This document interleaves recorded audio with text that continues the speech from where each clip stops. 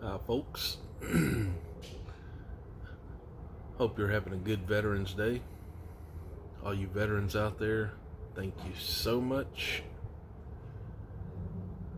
Can't begin to put it into words. You guys have been keeping up with my veteran series I've been doing. You've heard some fantastic stories from some incredible people. All kinds of crazy stuff. There's one more I want to tell you about. His name is Walter Allen. He was born in right before World War II broke out. Lived in a small, poor community in North Alabama. He was one of 5 kids, 2 brothers, 2 sisters. Dad served in World War II. His 2 uncles served in World War II.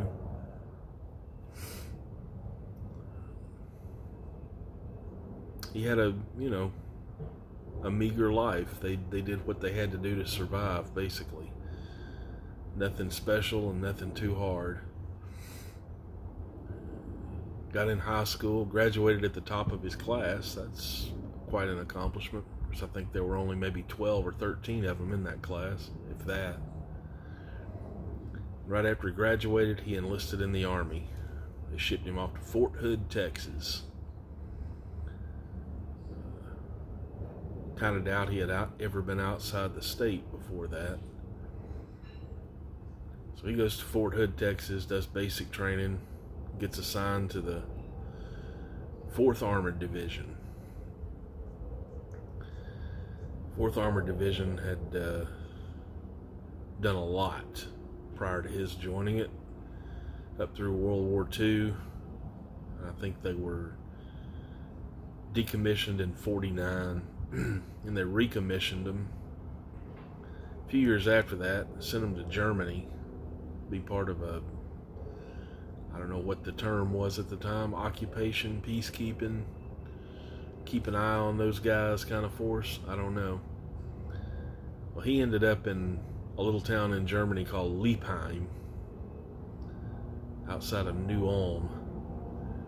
He was in the headquarters company of the 66th Armored Regiment, which was part of the 2nd Medium Tank Battalion of the 4th Division.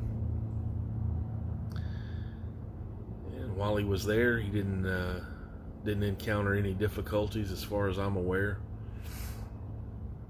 Served a couple of years. I think he was there in 58 and 59. Came back home, 20 years old. Got married to a young lady. What would, by today's standards, be considered a very young lady. She was 16. Had a couple of kids, a couple of boys.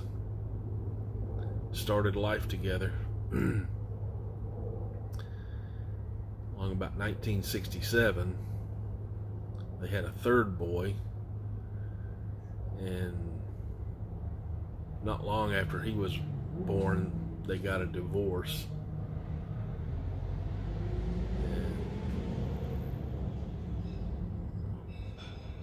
Walter went to work for Medigold Milk Company right out of the Army too, driving a truck. He'd been driving trucks in the Army. Somebody pulled out in front of him one night and he almost killed him, and it scared him to death, and he gave up truck driving, went to work for the post office.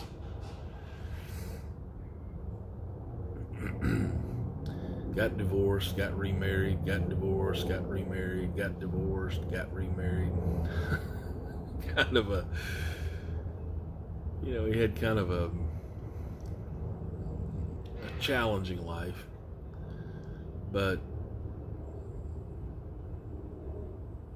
he always worked hard, always. One of his sons lived with him, the other 2 lived with their mother. One of them would go visit him, like visitation or whatever, every week, couple of weekends. he would go to work, take that boy with him,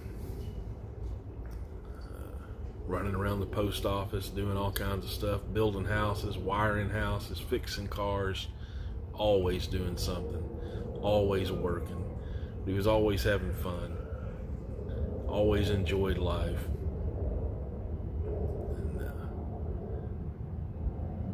And never had a hard time communicating to his kids that he loved them, and they never doubted it. So he's just a regular guy. Now he's 80 years old, spends all of his days on the golf course, still working, 80 years old. Works at the golf course, works and plays at the golf course. But that's Walter Allen Yarbrough, my dad. Absolutely my favorite veteran. Will never be supplanted. Love him dearly. Never once questioned whether or not he loved me.